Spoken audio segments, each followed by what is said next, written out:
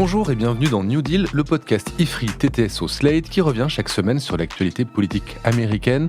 Je suis Christophe Caron et je suis avec Laurence Nardon, responsable du programme Amérique du Nord à l'IFRI. Salut Laurence. Salut Christophe. Laurence, après 5 mois de grève à Hollywood, un accord a été enfin trouvé entre les studios et les scénaristes, mais tout n'est pas terminé pour autant car la grève des acteurs, elle, se poursuit.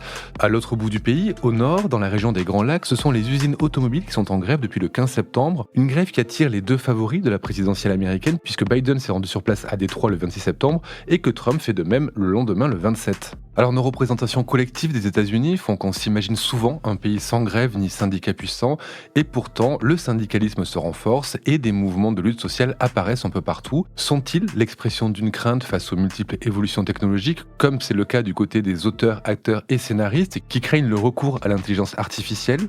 Sont-ils la conséquence d'une conjoncture économique favorable aux travailleurs américains? Faut-il peut-être y voir l'effet du tournant politique impulsé par l'administration Biden, une politique plus sociale qui semble encourager les luttes sociales? Que disent ces mouvements de grève de la situation actuelle des États-Unis? Eh bien, ces deux mouvements de grève, celui de Hollywood et celui dans l'industrie automobile, font la une des journaux, ce qui, en effet, n'est pas commun aux États-Unis. D'ailleurs, il faut y ajouter tous les mouvements de grève qui concernent moins de 1000 salariés et que vous n'avez pas cités parce qu'ils ne sont pas comptabilisés dans les statistiques du Bureau du travail. Ces petits mouvements de grève, ils sont très nombreux cette année, dans les Starbucks, dans les entrepôts Amazon, dans les grands hôtels, etc. Pourtant, j'ai l'impression que la grève était quelque chose d'un peu tabou aux États-Unis. En effet, on revient de loin parce qu'il y a toute une histoire du mouvement syndical aux États-Unis. Pendant les 30 Glorieuses, il était assez présent, assez fort, mais tout s'est effondré dans les années 80. En 1981, Reagan avait viré 11 000 contrôleurs aériens qui s'étaient mis en grève illégalement. Après quoi, on a assisté à une chute vraiment marquée du taux de syndicalisme, du soutien de l'opinion publique aux luttes syndicales et du nombre de grèves. Alors peut-être qu'il faut distinguer quand même entre le secteur privé et le secteur public. Les enseignants, toujours très syndiqués, ont continué à faire grève de manière sporadique, notamment en 2018-2019 dans le secteur public donc. Mais en effet, ce qu'on voit en 2023, c'est un renouveau de l'action syndicale dans le secteur privé, avec un soutien assez fort de l'opinion. Un sondage Reuters-Ipsos du 21 septembre, donc relativement récent, montre que 60% de l'opinion publique américaine est favorable aux grèves actuelles, donc Hollywood et l'industrie automobile. Ce chiffre monte à 72% chez les démocrates et il est 46% pour, 46% contre, moitié-moitié chez les républicains. Ce qui n'est pas vraiment étonnant. En tout cas, ces grèves, elles fonctionnent puisque après 5 mois, les auteurs et scénaristes ont fait plier Hollywood. Quels sont les termes de l'accord qui vient d'être signé ? La grève des scénaristes avait commencé le 2 mai dernier et elle concernait les 11 500 membres de la Writers Guild of America, le syndicat unique des scénaristes de films, de séries, mais aussi des émissions de type talk-show, les émissions de journée ou de soir, interviews, variétés. Oui, car aux États-Unis, contrairement à la France, elles sont très écrites et très préparées. La raison de cette grève, c'était qu'il fallait signer un nouvel accord de 3 ans pour la période 2023 à 2026. Or, les scénaristes voulaient 3 choses. D'abord, être mieux rétribués pour tous les contenus qui circulent sur les plateformes de streaming, notamment à l'international. Deuxièmement, la garantie d'un nombre minimum de scénaristes employés pour chaque projet d'écriture. Et troisièmement, encadrer l'arrivée de l'intelligence artificielle dans cette profession. La Guilde des scénaristes dit ces derniers jours que l'accord qui a été trouvé est exceptionnel. Alors, il y a une corporation qui continue la grève et qui est elle aussi menacée par l'IA, étonnamment, puisqu'ils peuvent être complètement remplacés par l'intelligence artificielle, on l'a découvert. Ce sont les acteurs qui, eux, n'ont toujours pas repris le travail. Oui, les acteurs ont rejoint le mouvement à la mi-juillet. Leur syndicat, c'est le SAG-AFTRA. Alors, je vous le dis rapidement, SAG, c'est Screen Actors Guild, et AFTRA, c'est American Federation of Television and Radio Artists. Bref, ce syndicat représente pas moins de 160 000 personnes, la définition d'acteur étant très large parce qu'on y compte les figurants, les voix off et même les comiques qui font des seuls en scène. Eh bien, ce syndicat demande lui aussi un meilleur accord avec les plateformes de streaming et une hausse de salaire de 11%.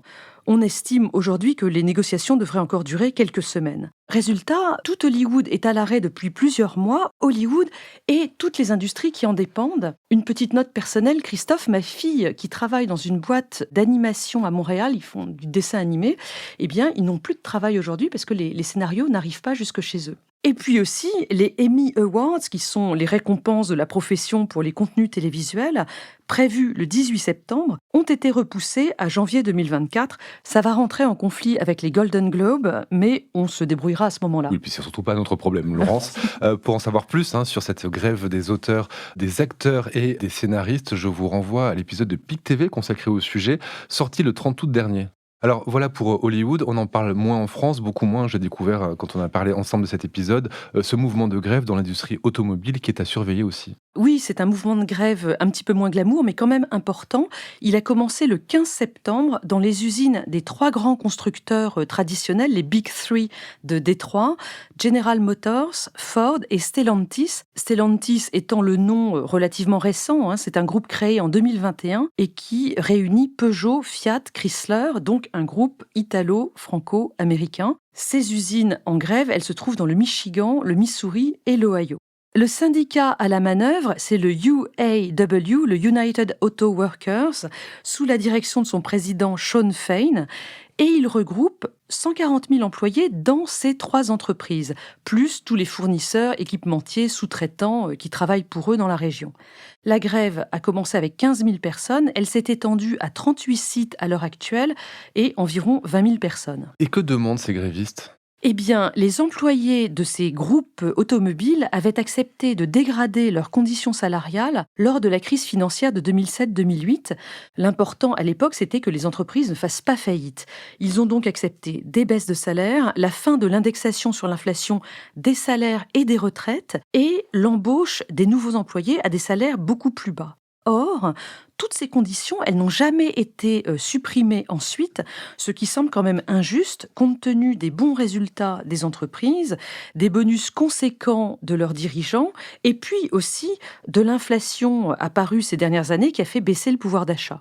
Comme à l'heure actuelle, le chômage aux États-Unis est extrêmement bas, 3,5%, eh bien, les salariés sont en position de force pour négocier. Et concrètement, quelles sont leurs demandes ?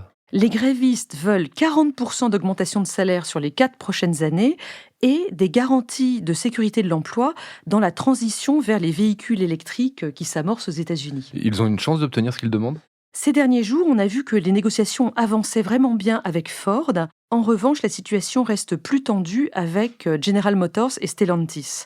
On n'est pas complètement sûr que les grévistes arriveront à leur fin parce que il faut savoir que les autres entreprises automobiles présentes aux États-Unis, Tesla, Honda, Toyota, ont installé leurs usines dans les États du sud du pays où le droit du travail est très restreint et en gros, il n'y a pas de syndicats dans les usines de ces entreprises-là. Chez Tesla, par exemple, le coût du travail horaire des salariés, donc salaire plus avantages sociaux, revient à 45 $ de l'heure contre 66 $ chez les 3 grandes entreprises du nord du pays. Donc Ford, General Motors et Stellantis. On l'a dit en début de podcast, Joe Biden est allé à Détroit pour rencontrer les grévistes. Il était d'ailleurs invité par Shawn Fain. Il a assuré les travailleurs de son soutien. Ça veut dire quoi ? Que l'administration Biden est du côté des syndicats ? Oui, elle dit être du côté des syndicats de manière extrêmement claire. Joe Biden a dit qu'il était le président le plus pro-union, pro-syndical de tous les temps, et Kamala Harris tient le même discours derrière lui. Mais ça se traduit comment, ça, dans ses actes ? Eh bien, déjà, toutes les lois d'investissement dans l'industrie, l'IRA, le CHIPS Act, etc., dont on a souvent parlé ici, elles ont relancé l'emploi industriel dans tout le pays avec des salaires décents. C'est pas vraiment de l'aide au syndicalisme, mais ça participe du bien-être des travailleurs, si vous voulez. Sur le syndicalisme, plus précisément, il y a plusieurs éléments. D'abord, le Trésor américain a publié un rapport extrêmement sérieux au mois d'août dernier, expliquant comment les syndicats contribuent à améliorer la croissance du pays en réduisant les inégalités, en augmentant les revenus, en augmentant l'épargne et en favorisant l'accès à la propriété chez les salariés. Ce rapport, il joue un grand rôle idéologique parce qu'il vise à contrer le discours des libéraux d'un point de vue économique et des républicains pour qui les grèves et les syndicats, c'est par définition des choses qui plombent la croissance économique du pays et qui entraînent la faillite des entreprises. Deuxièmement, les services du ministère du Travail font circuler une meilleure information sur les moyens de se syndiquer pour les salariés.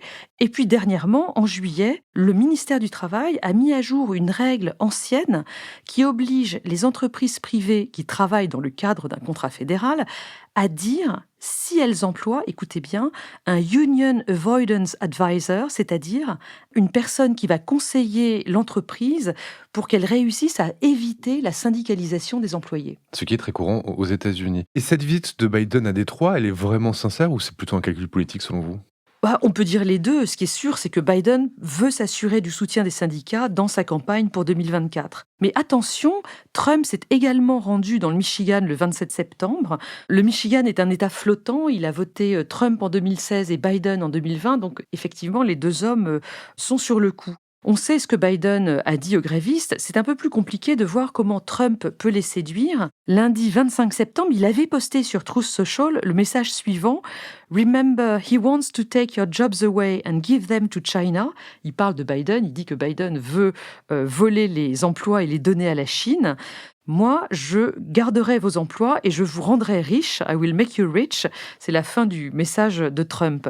Bon, je ne crois pas qu'il soit pris très au sérieux par les grévistes. En tout cas, Sean Fein ne l'avait pas invité et l'a critiqué vertement. Reste que c'est peut-être la bonne stratégie pour les démocrates que de réinvestir un champ social trop longtemps abandonné au profit du champ sociétal. Merci Laurence et on se retrouve la semaine prochaine pour un nouvel épisode de New Deal. Merci Christophe, à la semaine prochaine. Retrouvez New Deal chaque semaine sur slate.fr ou votre plateforme de podcast préférée.